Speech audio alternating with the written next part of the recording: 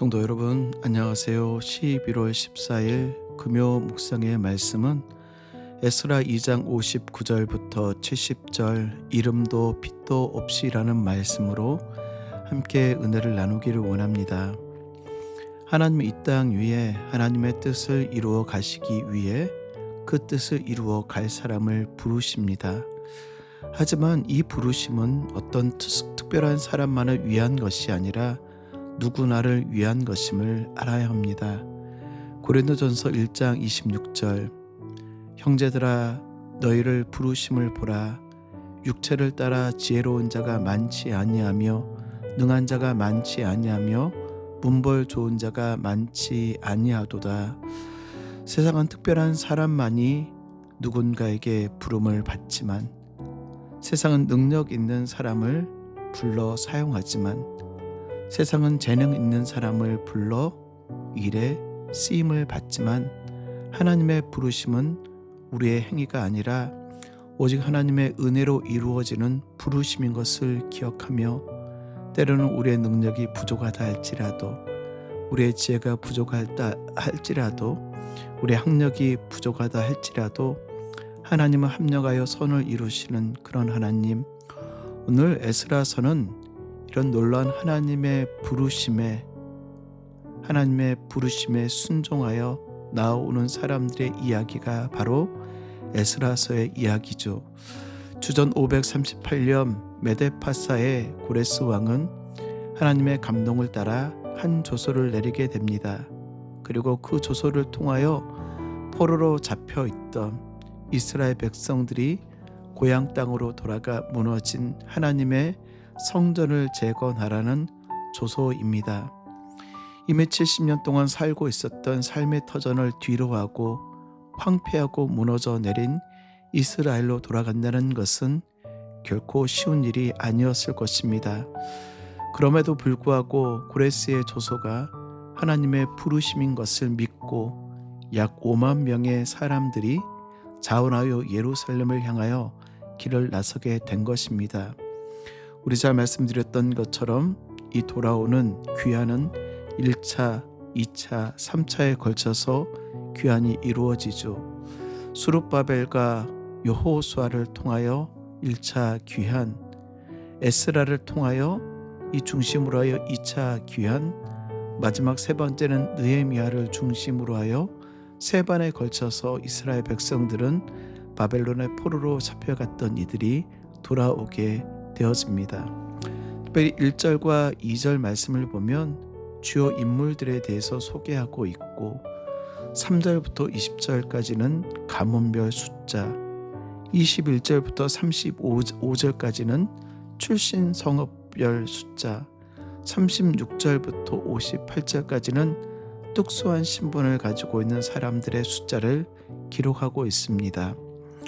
어떤 분들은 이름 이거 다 내가 알지 못하는데 내가 다 기억하지도 못하는데 이름을 왜 기록해 놓았어? 라고 생각할 수 있지만 여러분 반대로 한번 생각해 보십시오.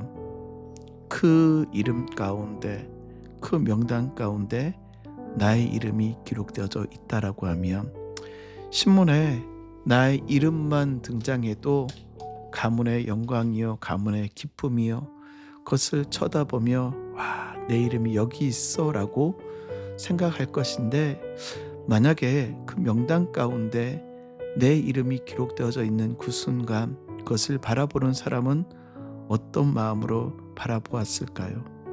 아마 그 명단을 바라보며 영광스러움, 아니 가문의 영광으로 평생토록 기억하는 영광의 이름일 것입니다.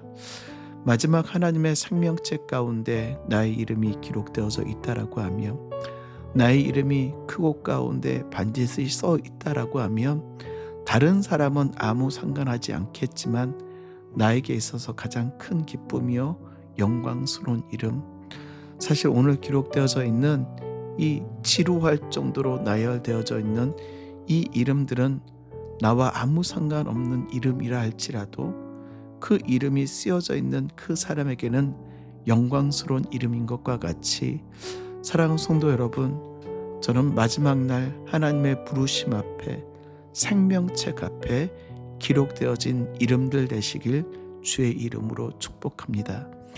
오늘 말씀은 59절부터 70절에 있는 말씀인데요. 오늘 59절부터 70절에 보면은 이름을 알지 못하는 가문이 불분명한 두 부류의 사람들이 등장하고 있습니다. 첫째는 그 계보에 자신의 이름이 기록되지 않는 사람들입니다. 오늘 59절 말씀 볼까요? 데벨라와 델하르사와 그룹과 앗단과 인멜에서 올라온 자가 있으나 그들의 조상의 가문과 선조가 이스라엘에 속하였는지 바뀔 수 없었더라. 그들의 조상과 가문이 어디에 속해 있는지 정확히 알지 못하는 사람, 그리고 그들은 들라야 자손과 도비야 자손과 느고다 자손이라 모두 652명이요 제사장 중에는 하바야 자손과 학고스 자손과 바르실레 자손이니 바르실레는 길르앗 사람 바르실레의 딸 중에 한 사람을 아내로 삼고 바르실레의 이름을 따르는 자라. 어떻게 보면 바르실레 자손이 있었다라는 것입니다. 이 바르실레라는 사람은 다윗이 그의 아들 압살롬의 반역을 피하여 요단강을 건너 마하나임에 도착하였을 때 이 바르실레와 그 지역 주민들이 다윗을 찾아와 정성스럽게 음식을 대접하며 그들을 돌보아 주었던 이들이 바로 바르실레. 사무엘하 17장에 보면은요, 밀과 보리와 밀가루와 볶은 곡식과 콩과 팥과 볶은 녹두와 꿀과 버터와 양과 치즈를 가져와 다윗과 그에 함께한 자들에게 먹게 하였더라. 압살롬을 피하여 압살롬의 쿠데타를 피하여 도망하였던 비참한 왕을 돌보고 그들에게 음식과 씻을 곳과 그들의 머물 곳을 제공해 주었던 그들. 이후 압살롬의 쿠데타가 진압되고 상황이 종료되어지자 다윗이 황궁할 때 80세 노구의 바르실레에게 나와 함께 가자. 내가 당신을 공개하겠소. 내가 함께 왕궁에서 당신을 모시고 싶소라고 하지만 바르실레는 그의 나이 많음으로 인하여 정중하게 거절하죠.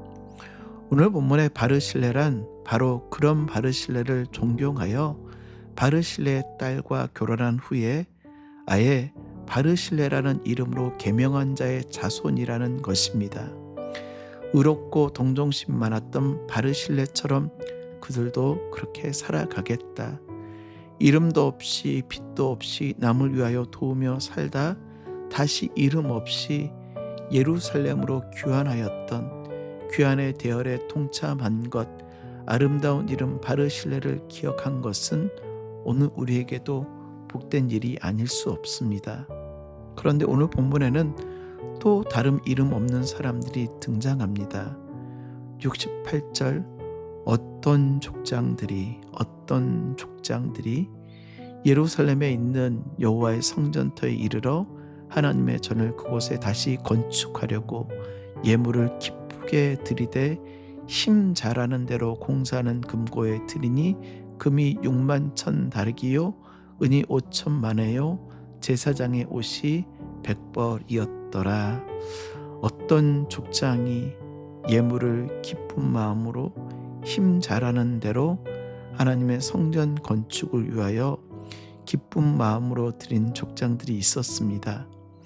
이들은 사람들에게 알리지 않고 자기의 이름도 밝히지 않았죠. 사랑하는 성도 여러분, 말씀을 정리할까요? 하나님의 나라는, 하나님의 복음은 알려진 사람들보다 알려지지 않는 사람들, 이름도 빛도 없이 하나님의 영광을 위하여 쓰임받는 자들을 통하여 하나님의 나라는 세워져 나아갑니다. 교회도 마찬가지라고 생각합니다. 많은 사람들은 자기가 한 일들을 칭찬받고 자기의 이름이 드러나기를 원하며 내가 이런 일 했어 라고 하며 자기의 의가 드러나기를 원하는 사람들이 있지만 하나님이 정말 기뻐하시는 자들은 이름도 빛도 없이 정말 하나님을 위하여 묵묵히 섬김의 자리를 세워나가는 사람들. 저는 우리 성도들이 참 감사해요.